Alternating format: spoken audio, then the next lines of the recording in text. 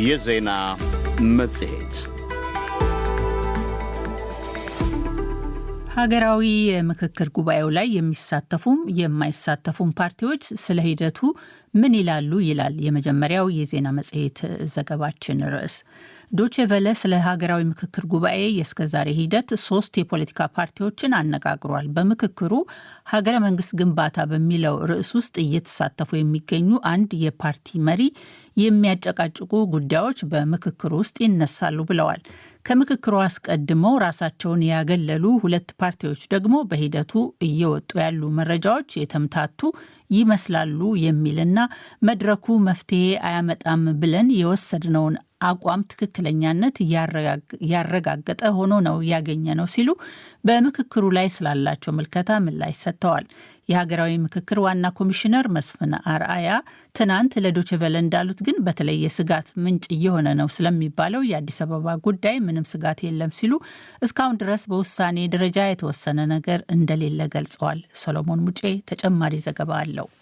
ስለ ሀገራዊ ምክክር ጉባኤው ሂደት አስቀድመን የጠየቅናቸው ቀድሞውኑ ከምክክሩ ራሱን ያገለለውን የኦሮሞ ፌዴራላዊ ኮንግረስ ፓርቲ ሊቀመንበር ፕሮፌሰር መረራ ጉዲናን ነው። የሚወጡ መረጃዎች እንኳን የተምታቱ ይመስላሉ። ምክንያቱም በአንድ በኩል ለምሳሌ የአዲስ አበባ ከተማ የበላይነት ወደበር ወስዷል የሚል ለኦሮሞ ተሽጧል የሚል ያቀርባል። ኦሮሞዎች ደግሞ አዲስ አበባን ሽጦብናል ብሎ ያቀርባሉ። የየራሳቸው በአብዛኛው መላምት ይመስላል። ብዙ ነገሮች አወታ ይመስሉኛል። መጨረሻ ላይ መንግስት የሚፈልገው እንደሚሆን እንጠረጥራለን። መንግስት ምን ይፈልጋል የሚለው አንዳንድ ጊዜ ያስቸግረሃል። ያው ዞሮ ዞሮ የእኛ እንትን ዲሞክራሲም ሰላምና መረጋጋትም ከዚህ የሚወለዱ አይመስሉኝም። ለምሳሌ ተሳታፊዎቹ ሙሉ በሙሉ በሚቻልበት ደረጃ መንግስት የሰበሰባቸው ናቸው። ታጣቂዎች የሚባሉት እነሱ ጠመንጃ እንዲያስቀምጡ ማድረግ ነው። በዛ በኩል ከሞላ ጎደል ዜሮ ነው። ህብር ኢትዮጵያ ዲሞክራሲያዊ ፓርቲ በምክክሩ ላይ የተሳተፈ አይደለም። የፓርቲው ሊቀመንበር አቶ ግርማ በቀለ ከውጭ ሆነው በሚያገኟቸው መረጃ መሰረት ውሳኔያችን ትክክል ነበር የሚል ምላሽ ሰጥተዋል። እዚህ የምክክር መድረክ መፍትሄ አያመጣም ብለን የወሰድነው አቋም ትክክለኝነትን ያረጋገጠ ሆኖ ነው ያገኘነው። ይህም ማለት ምንድን ነው? በሂደቱ እንደምንመለከተው አንዳንድ የገዢው ፓርቲ አቋም የሆኑትን አስተሳሰቦችና ውሳኔዎች ለመጫን የኮሚሽኑ አባላት ሳይቀሩም ተሳትፎ እያደረጉ ነው፣ ጫና ለማሳደር። ይህ የመንግስት አቋም ነው እና በሌላው ላይ ብትነጋገሩ ይህንን ባታነሱ መልካም ነው ብለው ሪኮመንዴሽን እስከ መስጠት፣ እንደዚሁም ደግሞ የመንግስት ባለስልጣናት በምክክሩ እየገቡ ተጽዕኖ ለማሳደር የሚያደርጉት ጥረት እንዳለና እስካሁንም የተቋጠረ እንደዚህ ያለ አቅጣጫ ይዟል የሚለውን በ10 በ50 በ250 በተደረጉ ውይይቶች የተቋጠረና ጭብጥ ያለው ነገር የተገኘበት ነገር አለመኖሩን ነው መረዳት የቻልነው። የሀገራዊ ምክክር ኮሚሽን ዋና ኮሚሽነር ፕሮፌሰር መስፍን አርአያ ትናንት ለዶቼ ቬለ በሰጡት ማብራሪያ ግን ስጋት የሚባል ነገር የለም ብለዋል። የራሳቸውን ማንነት አጉልቶ ማውጣት የሚፈልጉ ይኖራሉ። በዛ ሂደት ላይ አንዳንድ ጊዜ የአፍ ወለምታ ነገር ወይም ፈረንጆች ስሊፕ ኦፍ ዘ ታንግ የሚሉት ነገር አለ። እንደዚያ በሂደት ውስጥ ያጋጥማሉ። እኛም መታዘብ ብቻ ሳይሆን ይሄ ተገቢ አለመሆኑን እያስረገጥን ነው የምንሄደው። ስለዚህ በተወሰነ ደረጃ በመቻቻል ያ ነገር እንዳይደገም ስህተቱን እያረሙ መሄዱ ይሻላል በሚል ነው እንግዲህ እያስተካከል ነው ያለ ነው። ወደፊት ግን በዚህ የሚቀጥል ከሆነ ወደ እርምጃ መውሰዱ ላይ እንገደዳለን። አሁን እስካሁን ድረስ ምንም የተወሰነ ነገር የለም። ስለ አዲስ አበባም ሆነ ስለ ድሬዳዋ፣ ስለ ማንኛውም ከተማ፣ ስለ ማንኛውም በሂደት ውስጥ በአሁኑ ሰዓት የሚወሰን ነገር የለም። እኛ እንዲያውም ውሳኔ አይደለም የምንሰጠው፣ ምክረ ሀሳብ ነው። የሚወሰነውማ ተግባራዊ አካል ነው እንጂ እኛ አይደለንም። በ10 በ50 በ250 እየሄድን እዚህ ደርሰናል። አሁን 500 ላይ ስንደርስ ግን ጠንካራ የሆኑ ለውሳኔ ለወደፊት የሚጠቅሙ ምክረ ሀሳቦች ይቀርባሉ ነው የምንለው። ሰዎች ደግሞ የፈለጉትን ሀሳብ ሊያነሱ ይችላሉ። በምክክር ጉባኤው እየተሳተፉ ካሉ ፓርቲዎች መካከል አንዱ የሆነው የቁጫ ህዝብ ዴሞክራሲያዊ ፓርቲ ፕሬዝዳንት ገነነ ገደቡ የተለያዩ ሀሳቦች እየተነሱ መሆኑን ዛሬ ለዶቼ ቬለ ገልጸዋል። ከተሞች ጉዳይ የራሱን ችሎ አጀንዳ ነው። ሀገረ መንግስት ግንባታው የሚያካትታቸው ሀገራዊ ማንነትን በተመለከተ፣ ቋንቋዎችን በተመለከተ፣ ባህልን በተመለከተ እስካሁን ያው የሚያጋጩ ጉዳዮች አሉ። ይሄ የጨቋኝ ተጨቋኝ ትርክት እንዲህ አይነት ቋንቋዎችን በተመለከተ ስራ ቋንቋ ላይ ብሔራዊ ቋንቋ ጉዳይ ይነሳል። ትንሽ ከበድ ብሎ የሚያጨቃጭቁ ጉዳዮች እዛ ውስጥ ይነሳሉ። ሲነሱ ያው አማራጮች ይቀርባሉ። አንዳንድ ጭቅጭቆችም ይነሳሉ፣ ግን ሳይንሳዊ ትንታኔዎችም ይሰጣሉ። ከታሪክም አንጻር የኢትዮጵያ ታሪክ የተጻፈበት ሁኔታ አሁን ሀገራችን ያለችበት ሁኔታ አካታች ነው አይደለም የሚሉ ሀሳቦች ይነሳሉ። ከቅርሶችም ጋር ተያይዞ ሐውልቶች ጉዳይ ይነሳል። ነባር ሐውልቶች፣ አሁን ያሉ ሐውልቶች የሚያጨቃጭቁ አሉ። እነዚያ ምን መሆን አለባቸው የሚል ሀሳብ ይነሳል። ለዲ.ደብልዩ ሰለሞን ሙጬ ከአዲስ አበባ። የኢትዮጵያ መንግስት ሙስናና ህገወጥነትን ለመግታት ጠንካራ እርምጃ እየወሰድኩ ነው ብሏል። የመንግስት ኮሚኒኬሽን አገልግሎት ሚኒስትር ወይዘሮ እናታለም መለሰ ትናንት ለሀገር ውስጥ መገናኛ ብዙሃን በሰጡት ማብራሪያ የሀገር ሀብትን ለመመዝበር የሚንቀሳቀሱ አካላት ላይ የተቀናጀ ያሉት የህግ ማስከበር እርምጃ መወሰዱን አስታውቀዋል። አስተያየታቸውን ለዶይቼ ቬለ የሰጡ የህግ ባለሙያ እንዳሉት ደግሞ ህግ በጥብቅ እንዲከበር የሚወሰደው ህጋዊ እርምጃ ሊጠናከርና የማያዳግም ሊሆን ይገባል። ስዩም ጌቱ። የኢፌዴሪ መንግስት ኮሚኒኬሽን አገልግሎት ሚኒስትር ወይዘሮ እናታለም መለስ በትናንትናው ጋዜጣዊ መግለጫቸው ወቅት እንዳብራሩት በሙስናና ብልሹ አሰራር ባሉት የህግ ጥሰት ህዝብና መንግስት ሊያገኝ የሚገባውን ጥቅም በመሰወር የተጋነነ ያሉት የዋጋና የኢኮኖሚ ጫና እየፈጠረ መሆኑን አስረድተዋል። መንግስት በዚህ ተግባር የተሳተፉትን ለመለየት ሰፊ ጥናት ካደረገ በኋላ ባካሄደው ኦፕሬሽን በህገወጥ የገንዘብ ዝውውር፣ በቤቲንግ፣ በማዕድን፣ በነዳጅ፣ በገቢዎችና ጉምሩክ፣ በኤሌክትሪክ፣ በሰዎች ዝውውርና በሌሎች ዘርፎች የተሳተፉ በርካታ ግለሰቦችና ድርጅቶች ላይ የህግ እርምጃ መውሰዱን ነው ያብራሩትም። አስተያየታቸውን ለዶይቼ ቬለ ያጋሩት የህግ ባለሙያና በዘርፉ የሶስተኛ ዲግሪ እጩ አቶ በፍቃዱ ድርባ ሙስናን ለመከላከል የሚወጡ ህግጋት ላይ ብቻ ከመተማመን ይልቅ ህጎቹን የማስፈጸም አቅም መፍጠር፣ በመንግስት አሰራር ውስጥ ግልጽነትና ተጠያቂነት ማጽረስ እጅጉን አስፈላጊ መሆኑን ያስረዳሉ። ሙስና እነዚህ ፒቲ ኮራፕሽኖች አሉ፣ በትናንሽ ባለስልጣናት የሚፈጸሙ ማለት ሌሎች ደግሞ አሉ። ትላልቅ ለሀገሪቷ ኢኮኖሚ ፈተና የሆኑ በተለይ አሁን ላይ እንደምታውቀው የመንግስት የወጪም ይሁን የገቢ ስርዓት በጣም ስትሪክት በሆነ ደረጃ ቁጥጥር የሚፈልግበት ታይም ላይ ያለ ነው። እንዳለመታደል ሆኖ በዚህ ጊዜ ደግሞ ሙስና የተስፋፋበትና የተንሰራፋበት ጊዜ ሊሆን ይችላል ማለት ነው። የኢኮኖሚክ ሪፎርሙ በራሱ ህዝብ ላይ፣ መንግስት ላይ፣ ሀገሪቷ ላይ እያደረሰ ያለው ጫና አለ። መንግስት ብዙ ጊዜ ፓርላማ ላይ ጠቅላይ ሚኒስትሩ የሚጠቀሙትን ሌብነትን ነው የሚሉት። ቢሆንስ ከሌብነትም በላይ ነው። እንደውም ሌብነት እኮ ኦርዲነሪ ነው። ይሄኛው አደገኛ የሆነ አኪዩት ነው። ሙስና ከሌብነት የሚበልጥ ነገር ነው። በነገራችን ላይ እዛ ነው የሚሰማኝ። ባለሙያው ለዚህ የብልሹ አሰራር የሚያጋልጡ የሙስና ምክንያቶች ልዩ ልዩ ሊሆኑ እንደሚችሉም በአስተያየታቸው አብራርተዋል።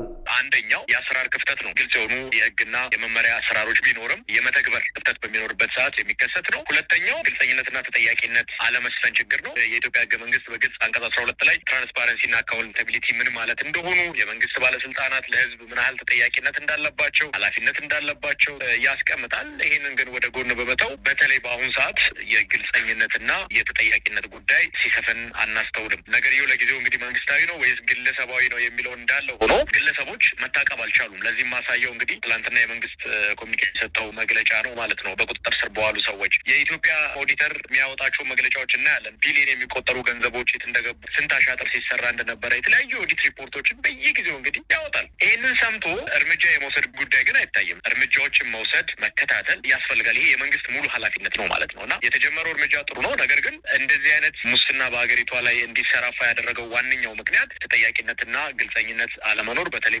ደግሞ ካልቸር ኦፍ ኢምፒኒቲ የምንለው ያለመጠየቅ ባህል በኢትዮጵያ ውስጥ ሰርጾ መግባቱ አንደኛው ሌላኛውን እያየ ስህተቶችንና ወንጀሎችን እንዲሰሩ አስችሏል ማለት ነው። ሙስና በጊዜ መቆጣጠር ካልተቻለና ከእጅ ካመለጠ መንግስትን እስከ መቆጣጠር የሚያስችል አደገኛ ሁኔታን የመፍጠር እድልም አለው ያሉት ባለሙያው ህግ ቢኖር እንኳን ተፈጻሚ ካልሆነ አስተማሪነቱና አስፈላጊነቱ አጠያያቂ ይሆናል ብለዋልም። ጸረ ሙስና ኮሚሽን አለን። ምን ያህል ግን እየሰራ ነው? ምን ያህል ሰዎችን ተጠያቂ እያደረገ ነው? ከዚህ በፊት የዛሬ ዓመት አካባቢ ይመስለኛል ለምሳሌ ትላልቅ መኒ ላውንደሪንግ ሲሰሩ የነበሩ ሰዎች እንደተያዙ እናውቃለን። ግን ምን ደረሱ ነው? መንግስት አካባቢ ያሉ ነገር ግን የግል ባለሀብት ነን የሚሉ ሰዎች ተመሳሳይ ወንጀሎችን በነዳጅ ላይ፣ በከረንሲ ላይ፣ ማይኒንግ ሴክተሮቻችን ላይ ወንጀል እየሰሩ ተገቢውን ቅጣት ሳያገኙ እንደ ልብ ሲንቀሳቀሱ የምናይበት ሀገር ሆኗል ኢትዮጵያ። ይሄ ሌላ ተደጋጋሚ ወንጀል ወይንም ተመሳሳይ ወንጀል ሌሎች እንዳይሰሩ የመንግስት ማስጠንቀቂያ ምልክት ነው የወንጀል ህጋችን ማለት ነው። ይህንን መንግስት በአግባቡ ሊጠቀም ይገባል እላለሁ። የመንግስት ኮሚኒኬሽን በትናንትናው መግለጫ ሙስናን ለማጥፋት ዘመናዊ አሰራር ስርዓትን በመዘርጋት የህግ በላይነትን ለማስከበር ቁርጠኛ መሆኑን ገልጸው ህዝቡም ከህገ ወጦች ጋር ባለመተባበር የራሱ ኃላፊነት እንዲወጣ ሲል ጠይቋል። ለዶይቼ ቬለ ዘገባ ስዩም ጌቱ ነኝ ከአዲስ አበባ። የፌዴራል ፖሊስ ኮሚሽን ስውር የአገር ማፍረስ ሴራዎችን በማቀድ ጠርጥሮ ሰኞ ዕለት ያሰራቸው የኢህአፓ አባል ፖለቲከኞች ዛሬ አርብ ለሁለተኛ ጊዜ ፍርድ ቤት ቀርበዋል። ፖሊስ ለፌዴራል ከፍተኛ ፍርድ ቤት ልደታ ምድብ አንደኛ ጊዜ ቀጠሮ ችሎት ባቀረበው የምርመራ ማጣሪያ ጊዜ ቀጠሮ ማመልከቻ የኢህአፓ የህዝብ ግንኙነት ኃላፊ ይስሐቅ ወልዳይን፣ የፓርቲው አባል አበባ አካሉን እና የፓርቲውን ጠበቃ አበራ ንጉስን የአገርን አንድነት በሚያፈርስ ውስብስብ የሽብር ወንጀል ድርጊት ተሳትፎ ጠርጥሯቸዋል። ዛሬ የተሰየመው ችሎቱ ፖሊስ ተጠርጣሪዎቹ ለሚዲያ ለሰጡት በሚል ያቀረበውን የክስ ማስረጃ ካዳመጠ በኋላ የተወሰኑ ለጥርጣሬ የሚያበቁ ጉዳዮች ማግኘቱን ገልጿል። በዚህም ፍርድ ቤቱ ተከሳሾቹ ያቀረቡትን የዋስትና ጥያቄ ውድቅ በማድረግ ፍርድ ቤት ከቀረቡበት ቀን ጀምሮ ለፖሊስ የ12 ቀናት የምርመራ ጊዜ ፈቅዷል። ሶሎሞን ሙጬ ተጨማሪ ዘገባ አለው። የኢትዮጵያ ፌዴራል ፖሊስ ወንጀል ምርመራ ቢሮ ረቡዕ ዕለት ለፌዴራል ከፍተኛ ፍርድ ቤት ባቀረበው የ14 ቀን የምርመራ ማጣሪያ የጊዜ ቀጠሮ ማመልከቻ የኢህአፓ የህዝብ ግንኙነት ኃላፊ ይስሐቅ ወልዳይ፣ የፓርቲው አባል አበባ አካሉ እንዲሁም የፓርቲው ጠበቃ አበራ ንጉስ ህጋዊ የፖለቲካ ፓርቲን እንደ ሽፋን በመጠቀም ስልጣን በኃይል ለመያዝ በማሰብ ከህወሀትና ሌሎች ጸረ ሰላም ያላቸው ኃይሎች ጋር እንዲሁም ጽምዶ ከተባለ አካል ጋር በመቀናጀት በአዲስ አበባ ከተማ አባላትን በመመልመልና በማደራጀት የጸጥታ ኃይሎችን እንቅስቃሴ በመሰለል ህገ መንግስቱንና ህገ መንግስታዊ ስርዓቱን በኃይል ለመናድ ተንቀሳቅሰዋል የሚል ክስ ይዞ ቀርቧል። ረቡዕ ዕለት የተሰየመው ችሎቱ ፖሊስ ግለሰቦቹ ፈጽመውታል ስላለው የወንጀል ድርጊት ማስረጃ እንዲያቀርብ፣ ተከሳሾቹም በዋስ መውጣት አለባቸው ወይስ የለባቸውም በሚለው ላይም ብይን ለመስጠት ለዛሬ አርብ ቀጠሮ ሰጥቶ ነበር። ከተጠርጣሪ ጠበቆች አንደኛው ጠበቃና የህግ አማካሪ ሰለሞን ገዛኸኝ እንደነገሩን ዛሬ የተሰየመው ችሎቱ ፖሊስ ተጠርጣሪዎቹ ለሚዲያ ሰጡት በሚል ያቀረበውን የክስ ማስረጃ ካደመጠ በኋላ የተወሰኑ ለጥርጣሬ የሚያበቁ ጉዳዮች ማግኘቱን ገልጾ ለነሐሴ 11 ቀጠሮ ተሰጥቷል። ያደረጉትን ንግግር በተመለከተ የሽብር ኤሌመንት አለው የለው የሚለውን ለማየት መስማት አለብን ብለን ባጠራነው መሰረት ሰምተናል የቀረበውን ሊንክ። ስለዚህ የተወሰኑ ለጥርጣሬ የሚያበቁ ነው ያለው ችሎቱ። ለጥርጣሬ የሚያበቁ እንትኖችን ሰምተናል። ሌሎችን በተመለከተ ግን በክሱ ላይ በቀረቡትን በተመለከተ ግን አለም የለም ለማለት አልቻልንም። ያው እንግዲህ ፈርዘር በማስረጃ የሚጣራ ነው። አለም የለም ማለት አልቻልንም በማለት ፍርድ ቤት ከቀረቡበት ቀን ጀምሮ 12 ቀን ተጨማሪ ለፖሊስ በመስጠት ነሐሴ 11 4 ሰዓት ላይ ተቀጥሯል። ፖሊስ ለፍርድ ቤቱ ያቀረበው ማመልከቻ ላይ ተጠርጣሪዎቹ የሀገርን አንድነት የሚያፈርስ ውስብስብ የሽብር ወንጀል ድርጊት ላይ እንዳገኛቸው ሽብር ፈጠራ የሚል ርዕስ በሰጠው ደብዳቤ ላይ ሰፍሯል። በፌዴራል ፖሊስ የሽብር ወንጀል ምርመራ መምሪያ ኃላፊ ኮማንደር አዱኛ ረጋሳ የተፈረመው ደብዳቤው ተጠርጣሪዎቹ በዋስ ከእስር ቢለቀቁ ምስክሮችን ሊያሸሹ፣ ሊያስፈራሩና ሊደልሉ ስለሚችሉ የምርመራ ስራችንን ሊያስተጓጉሉብን የሚችል በመሆኑ የምርመራ ስራችንን አጠናቀን መዝገቡን ለሚመለከተው የህግ አካል ለመላክ የ14 ቀን የምርመራ ማጣሪያ ጊዜ ቀጠሮ እንዲፈቀድልን ሲል ፍርድ ቤቱን ጠይቆ ነበር። አበባ አካሉን በተመለከተ ባለፈው ያነሳውን የሕክምና ጉዳይ በተመለከተ ሕክምና እንዲያገኝ ለፖሊስ ትዕዛዝ ሰጥቷል። በግለሰቦቹ እስር ላይ ተጠርጣሪዎቹ ፍርድ ቤት ከመቅረባቸው በፊት ለዶይቼ ቬለ ምላሽ የሰጠው ኢህአፓ አመራርና አባላቱ በአስቸኳይ እንዲለቀቁ ጠይቋል። የፓርቲው ፕሬዝዳንት አብርሃም ሃይማኖት እንዳሉት ፓርቲው ለኢትዮጵያ ብሔራዊ ምርጫ ቦርድ ጨምሮ ሌሎች የሚመለከታቸው ላላቸው አካላት አቤት ብሏል። ኢትዮጵያ ብሔራዊ ምርጫ ቦርድ፣ ለሰብአዊ መብትና ሌሎችም ለሚመለከታቸው አካላት እያሳወቅን ነው። በደብዳቤም እየላክን ነው። ሁኔታው ተጣርቶን በአስቸኳይ እንዲለቀቁ ጥያቄ እያቀረብን ነው። የሰላማዊ ትግል ፈተና ውስጥ እንደወደቀ አንዱ ማሳያ ነው። ፖሊስ ለፍርድ ቤቱ ያቀረበው የማመልከቻ ደብዳቤ ተጠርጣሪዎቹ የስልጠናና የሚዲያ ፕሮፓጋንዳ ክንፍ እንዲሁም ወታደራዊ አደረጃጀት በማውጣት ስልጣን ላይ ያለውን መንግስት በኃይልም ቢሆን ማስወገድ አለብን በሚል የትጥቅ ትግል አግባብነትን ቀስቅሰዋል የሚል ውንጀል አካቷል። ለዲ.ደብልዩ ሰለሞን ሙጬ ከአዲስ አበባ። ቀጣዩ ዘገባ ወደ አማራ ክልል ይወስደናል። በጦርነት ትምህርታቸውን ያቋረጡ ተማሪዎችን ወደ ትምህርት ገበታቸው ለመመለስ የሚደረግ ጥረት ይላል ርዕሱ። ባለፉት 3 ዓመታት በአማራ ክልል በነበረው ግጭት ምክንያት ከ3 ሚሊዮን በላይ ተማሪዎች ከትምህርት ገበታቸው ውጪ መሆናቸው የተገለጸ ሲሆን በተለያዩ ዞኖች የሚገኙ ተማሪዎች ለታጣቂነት፣ ለስደትና ለቤት ሰራተኝነት መዳረጋቸውን የአካባቢው ነዋሪዎችና የትምህርት ባለሙያዎች ተናግረዋል። ኢሳያስ ገላው ተከታዩን ዘገባ አጠናቅሯል።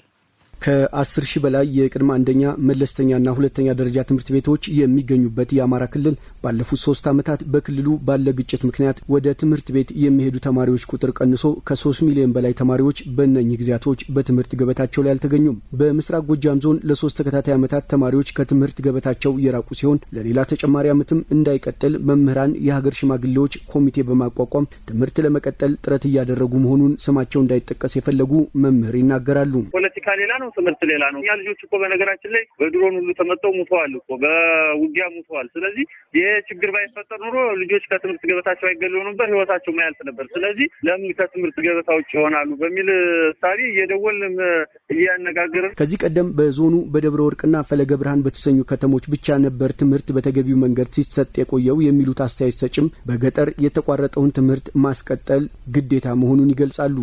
ደብረ ወርቅና ፈለገ ብርሃን ትባላሉ። ምስራቅ ጎጃም ያው መንግስት ተደራሽ የሆነበት ብቻ ማለት ነበር የነበረ እና አሁን ላይ እንቅስቃሴ የተጀመረና አጋጣሚ እንደውም ኮሚቴ አቋቋም በመንግስት ይከሰት ያኛው ኃይል አላስከሰትም የሚል ከሆነ አላዋጣም እና ከፖለቲከኞቹ ገለልተኛ ሆነና ኮሚቴ መረጥ ወደ ገጠር ሂደው ፈቃድ እንዲጠይቁ እና አሁን እነዚያ ሰዎች ሂደት ላይ ናቸው። ይሁንታ ግዴታን መኖር አለበት። በዞኑ ከዚህ በፊት በመማር ላይ የነበሩ ተማሪዎች አንዳንዶች ለፈለጉት ጎራ ተሰልፈው ታጥቀዋል፣ ሴቶች ደግሞ ተድረዋል፣ አሊያም ደግሞ ወደ አዲስ አበባ የቤት ሰራተኛ ሆነው ተጉዘዋል ይላሉ። አሳዛኝ ነው። ወንዶቹ አብዛኛው ወደዚህም ወደዚያም ተቀላቅለዋል። አብዛኛው በምትለው ደረጃ የሞቱም እኛም ብዙ መረጃ አለን። ሴቶቹ ተድረዋል። አዲስ አበባ በርካታ ሴት ሂዷል። ቤት ሰራተኛነት ነው። በጣም አሳዛኝ ነው። 11 ሺህ ተማሪዎች ያቋረጡበት በደቡብ ወሎ ዞን የወግዲ ወረዳ ተማሪዎች ወደ ትምህርት ገበታቸው እንዲመለሱ ማህበረሰቡን ያካተተ የቅድመ ዝግጅት ተግባር እየሰራ መሆኑን የወረዳው ትምህርት ጽሕፈት ቤት ኃላፊ አቶ ጥላሁን ገረመው ይናገራሉ። መማር ማስተማሩ እውነት ለመነጋገር ከእንደ ወግዲ የተጎዳ ወረዳ የለም። 11 ሺህ የሚሆን ተማሪ ነው ያቋረጠው። ስለዚህ አብዛኛው ሰው ተፈናቃይ ነው የሚሆነው። ኢኮኖሚካሊም በጣም ችግር ነው። እያንዳንዱ አካባቢ ያው ጦርነት አይደለ 3 ሰዓት ከምናምን ስናስተናግድ የከረም ነው እና መማር ማስተማሩን በኃይለኛ የጎዳው ይሄ ጦርነት ቁጥራኝ ትምህርትን የጎዳው። በሰሜን ወሎ ዞንም ለተማሪዎች ከትምህርት ማቋረጥ ግጭት ብቸኛ ምክንያት ባይሆኑም የጉባ ላፍቶ ወረዳዋ ተማሪ የትናየት በለጠ ግን ሰላም በማጣቴ ወደ አረብ ሀገር ለመሄድ ትምህርቴን አቋርጫለሁ ትላለች። እንኳን ትምህርት መማር ይቅርና ውጭ ራሱ ቤት አያስወጡንም። በቃ ከባድ ነበር የሚደርስብን። አብሶ በሴቶች መጥፎ ነገር ነበር የሚያደርሱት። ከዛ ሁሉ ነፃ እንዲሆን ስለምፈልግ ወደ አረብ ሀገር ለመሄድ ወሰንኩ። የሰሜን ወሎ ዞን ትምህርት መምሪያ ኃላፊ የሆኑት አቶ ሰጠ ታደሰም በዞኑ በተጠናቀቀው የትምህርት ዘመን ሁሉም ትምህርት ቤቶች ሳይቆራረጥ ትምህርት ማስተማራቸውን ገልጸው የአረብ ሀገር ጉዞና ግጭት ግን ለአቋራጭ ተማሪዎች መበርከት ምክንያት ነው ይላሉ።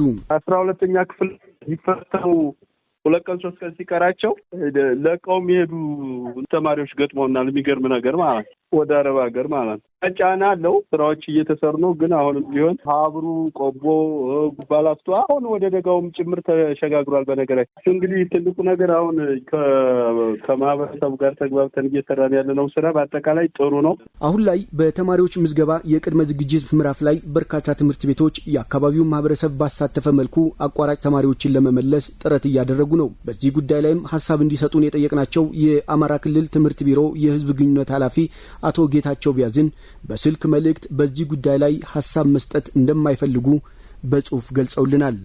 ለዶይቼ ቬለ ዘገባ ኢሳያስ ገላው።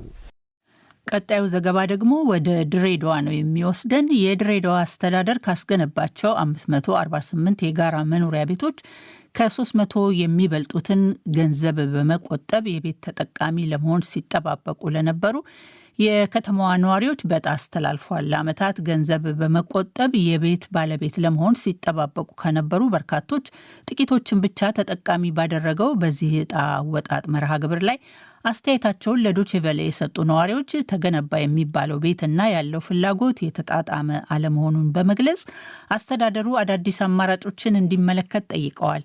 የአስተዳደሩ ከተማ ልማትና ኮንስትራክሽን ቢሮ ምክትል ኃላፊ አቶ ኢማጅ አብደላ ሰፊ ሮሮ ለሚነሳበት የከተማይቱ የመኖሪያ ቤት ችግር መፍትሄ ለመስጠት የሚረዱ የቤት ግንባታዎችን በመጪው 2019 ዓ.ም የበጀት ዓመት ለማከናወን ዝግጅት መኖሩን ተናግረዋል። መሳይ ተክሉ ከድሬዳዋ ተጨማሪ ዘገባ ልኮልናል። የአስተዳደሩ ከተማ ልማትና ኮንስትራክሽን ቢሮ ምክትል ኃላፊ አቶ ኢማጅ አብደላ ግንባታቸው ተጠናቆ በዕጣ ስለተላለፉት ቤቶች ማብራሪያ ሰጥተዋል።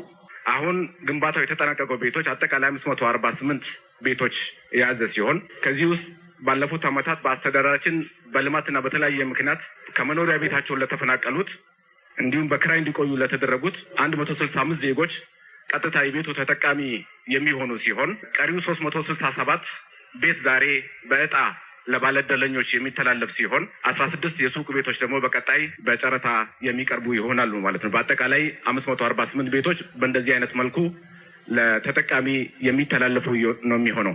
በዕጣ የተላለፉት ቤቶች የከተማውን የቤት ችግርን እንደማይፈቱ የጠቆሙት አቶ ኢማጅ በቀጣይ አስተዳደሩ ለችግሩ ሊከውን አቅዷቸዋል ያሏቸውን ተግባራት አስረድተዋል። አሁን የቀረቡ ቤቶች የከተማውን የቤት ችግር በሙሉ የማይፈቱ መሆኑ ይታወቃል። በዚህ ምክንያት በየዓመቱ ከከተማው እድገት ጋር እያደገ የመጣውን ፍላጎት ለመፍታት በቀጣይ ዓመታት በተለያየ ስልት ሰፋፊ የቤት አማራጮች ለማቅረብ ዝግጅት እየተደረገ ይገኛል። አንደኛው አሁን ከገነባ ነው የጋራ መኖሪያ ቤቶች ላይ ባገኘነው ልምድና ትምህርት የአሁኑን ቤት ቶሎ ለተጠቃሚዎች በማስተላለፍ ቤቱን ከባንክ ጋር በማስተሳሰር ከዚህ በሚገኘው ሀብት በጣም ባጠረ ጊዜ ውስጥ ተመሳሳይ አይነት ቤቶችን በ2019 ገንብቶ ለተጠቃሚዎች ለማስተላለፍ ታቅዷል። በተጨማሪም የቤት ችግር በመንግስት አቅም ብቻ መፍታት ስለማይቻል በመንግስትና በግል አጋርነት ሰፋፊ የቤት አማራጮች እንዲቀርቡ ጥረት እየተደረገ ይገኛል።